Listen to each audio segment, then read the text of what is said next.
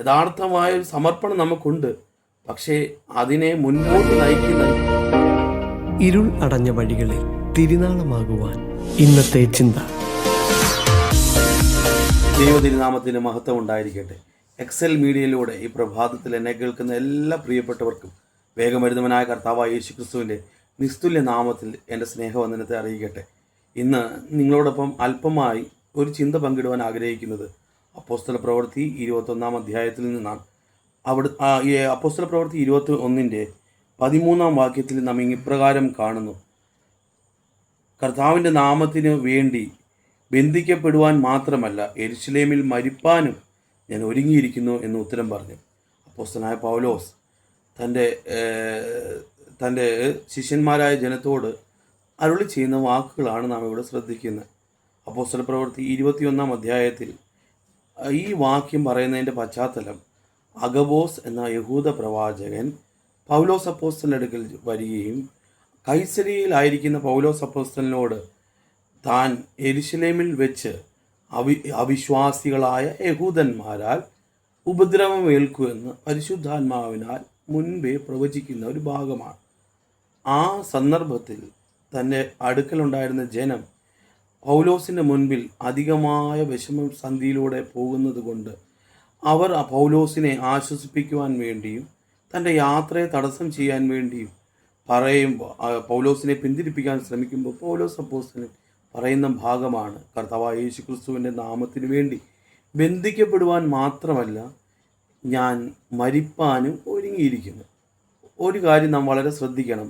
ഒരു കാലത്ത് ക്രിസ്ത്യാനികളായ അല്ലെങ്കിൽ യേശുവിൻ്റെ നാമത്തെ പിന്തുടരുന്നവരെ ഉപദ്രവിച്ച് കൊലപ്പെടുത്തുവാൻ ഒരുങ്ങിത്തിരിച്ച ഒരു വ്യക്തി നാളുകൾക്ക് ശേഷം തൻ്റെ സ്വർഗീയ ദർശനത്താലും വിശുദ്ധ വിളിയാലും ആ വ്യക്തിയിലുണ്ടാകുന്ന രൂപാന്തരം നോക്കിയാട്ടെ, കൊല്ലുവാൻ ഇറങ്ങിത്തിരിച്ച ആ വ്യക്തി തന്നെ ഇന്ന് അതേ നാമത്തിന്, അതേ യേശുക്രിസ്തുവിൻ്റെ നാമത്തിന് വേണ്ടി താൻ മരിപ്പാനും ഒരുങ്ങിയിരിക്കുന്നു. ഇതാണ് ഈ ദൈവം ഒരു മനുഷ്യനിൽ വരുത്തുന്ന യഥാർത്ഥ രൂപാന്തരത്തിൻ്റെ ചിത്രം. ഇതിൽ നിന്ന് അല്പമായ 2-3 ചിന്തകൾ മാത്രം ഞാൻ പറഞ്ഞുകൊണ്ട് അവസാനിപ്പിക്കാം. ഒന്ന്, പൗലോസ് അപ്പോസ്തലൻ ഇവിടെ പറയുന്നതായ തൻ്റെ സമർപ്പണമാണ്. കർത്താവായ യേശുക്രിസ്തുവിൻ്റെ നാമത്തിനു വേണ്ടി മരിക്കുവാൻ താൻ ഒരുങ്ങിയിരിക്കുന്നു. പ്രിയമുള്ളവരെ, നമ്മളിലും ഈ നാളുകളിൽ ഇവണ്ണമുള്ളൊരു സമർപ്പണം ആവശ്യമാണ്. ഒരു പക്ഷേ അക്ഷരീകമായി നാം മരണത്തിനായി സമർപ്പിക്കപ്പെട്ടു ക്രിസ്തുവിന് വേണ്ടി മരിക്കുവാൻ ഒരുങ്ങിയിരിക്കുന്നു എന്നല്ല, ക്രിസ്തുവിൻ്റെ നാമത്തിനു വേണ്ടി കഷ്ടം സഹിപ്പാനും നിന്ന സഹിപ്പാനും ഉപദ്രവമേൽപ്പാനും അപമാനമേൽക്കാനും ഒക്കെയുള്ള ഒരു സമർപ്പണം, ആഴമായ ഒരു സമർപ്പണം നമ്മുടെ ജീവിതത്തിൽ ആവശ്യമാണ്. ക്രിസ്ത്യാനികളുടെ യഥാർത്ഥമായ ഒരു സ്വഭാവഘടന തന്നെ ആഴമായ സമർപ്പണത്തിലായിരിക്കുന്നു. നാം പിന്നീട് ലേഖനങ്ങളിൽ വായിക്കുമ്പോൾ 2 തിമോത്തിയോസിൻ്റെ ലേഖനം 2:11 നാം വായിക്കുന്നു, നാം സഹിക്കുന്നുവെങ്കിൽ കൂടെ വാഴും, തള്ളിപ്പറയുന്നുവെങ്കിൽ അവൻ നമ്മയും തള്ളിപ്പറയും. ഇവിടെ നാം യഥാർത്ഥമായൊരു സമർപ്പണത്തോടായിരിക്കുന്നുവെങ്കിൽ, കർത്താവിൻ്റെ നാമത്തിന് വേണ്ടി കഷ്ടം സഹിപ്പാൻ നമ്മളെ തന്നെ ഒരുക്കുന്നുവെങ്കിൽ നാം കർത്താവിനോടുകൂടെ കൂടെ വാഴുമെന്ന് അപ്പോസ്തലനായ പൗലോസ് തന്നെ പറഞ്ഞ് നമ്മളെ ഉറപ്പിക്കുക. രണ്ടാമത്തെ കാര്യം, ഈ പൗലോസ് അപ്പോസ്തലൻ അവിശ്വാസികളായ യഹൂദന്മാരാൽ ഉപദ്രവമേൽക്കുമെന്ന് തനിക്കും നല്ല ബോധ്യമുണ്ടായിരുന്നു.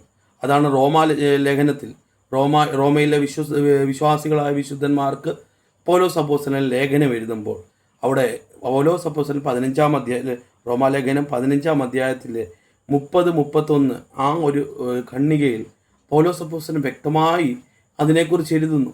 പൗലോസ് അപ്പോസ്തലൻ ഇവിടെ ബോധിപ്പിക്കുന്നത്, ഈ യഹൂദന്മാരായ അവിശ്വാസികളാൽ എനിക്ക് കഷ്ടത നേരിടും, അതുകൊണ്ട് ഞാനും പ്രാർത്ഥനയിൽ പോരാടുന്നു, എനിക്ക് വേണ്ടി നിങ്ങളും പ്രാർത്ഥനയിൽ പോരാടുവീനെന്ന് വിശ്വാസികളോട് ചെയ്യുന്നൊരു ആഹ്വാനമാണ്. ശ്രദ്ധിച്ചാട്ടെ, നമ്മുടെയൊക്കെ ജീവിതത്തിൽ ഞാൻ ആരംഭത്തിൽ പറഞ്ഞ പോലെ ഒരു പക്ഷേ യഥാർത്ഥമായ ഒരു സമർപ്പണം ഉണ്ടായിരിക്കാം. എന്നാൽ നമ്മുടെ സമർപ്പണത്തെ ഉറപ്പിക്കുന്നത് നമ്മുടെ പ്രാർത്ഥനയിലൂടെയാണ്. നമുക്ക് ചിലപ്പോൾ സമർപ്പണം മാത്രം ഉണ്ടായിരുന്നിട്ട് ഒരു ക്രിസ്തീയ ജീവിതം അതിൻ്റെ വിജയകരമായ പാതയിലൂടെ നടത്തുവാൻ നമുക്ക് കഴിയത്തില്ല. യഥാർത്ഥമായ ചിലപ്പോൾ സമർപ്പണം നമ്മുടെ ജീവിതത്തിലുണ്ട്, പക്ഷേ അതിൻ്റെ പിന്നിൽ നമ്മുടെ സമർപ്പണത്തെ ഉറപ്പിക്കുന്നത് നമ്മുടെ പ്രാർത്ഥനയുടെ സ്ഥിരതയാണ്. അവിടെ പൗലോസ് അപ്പോസ്തലൻ കഷ്ടം സഹിക്കുവാൻ പോകുന്നു. തൻ്റെ ഉള്ളിൽ സമർപ്പണത്തെ ഉറപ്പിക്കുന്നത് പ്രാർത്ഥനയിൽ പോരാടിക്കൊണ്ടാണ്. അതുകൊണ്ടാണ് റോമയിലെ വിശുദ്ധന്മാരോടും വിശ്വാസികളോടും തന്നോടൊപ്പം പ്രാർത്ഥനയിൽ പോരാടണമെന്ന് തൻ്റെ ലേഖനത്തിലൂടെ ഉറപ്പിക്കുന്നത്. ഒരു ഉദാഹരണം പറഞ്ഞാൽ, നല്ലൊരു വാഹനം നമ്മുടെ വീടിന് മുമ്പിലുണ്ട്. പക്ഷേ അത് ഓടണമെങ്കിൽ ഇന്ധനം വേണം. അതുപോലെയാണ് യഥാർത്ഥമായ ഒരു സമർപ്പണം നമുക്കുണ്ട്. പക്ഷേ അതിനെ മുൻപോട്ട് നയിക്കുന്ന ഇന്ധനം പ്രാർത്ഥനയിൽ പോരാടുക എന്നുള്ളതാണ്. അതുകൊണ്ട് ഈ നാളുകളിൽ അധികമായി പ്രാർത്ഥിക്കണം. പ്രാർത്ഥനയിൽ സ്ഥിരതയുള്ളവരായി നമ്മുടെ സമർപ്പണത്തിന് അധികമായ ഊന്നൽ നൽകിക്കൊണ്ട് ഒരു വിജയകരമായ ക്രിസ്തീയ ജീവിതം നമുക്ക് നയിപ്പാൻ ഇടയായി തീരട്ടെ. അനേക കഷ്ടങ്ങളാൽ നമ്മളെല്ലാം തേജസ്സിൻ്റെ പുത്രന്മാരാക്കുവാൻ നമ്മുടെ കർത്താവായ യേശു ക്രിസ്തു കഷ്ടങ്ങളാൽ പൂർണ്ണനായതുപോലെ ഈ നാളുകൾ കർത്താവിൻ്റെ നാമത്തിനു വേണ്ടി കഷ്ടം സഹിപ്പാൻ ഒരു സമർപ്പണവും ഒരു പ്രാർത്ഥനയും നമ്മുടെ ജീവിതത്തിലുണ്ടാകട്ടെ. ഇങ്ങനെയുള്ളവരെ ചേർക്കുവാനാണ് നമ്മുടെ കർത്താവായ യേശു ക്രിസ്തു വേഗം വരുന്നത്. ആയതിനാൽ ഈ വചനങ്ങളാൽ ദൈവം നമ്മളെ അനുഗ്രഹിക്കട്ടെ.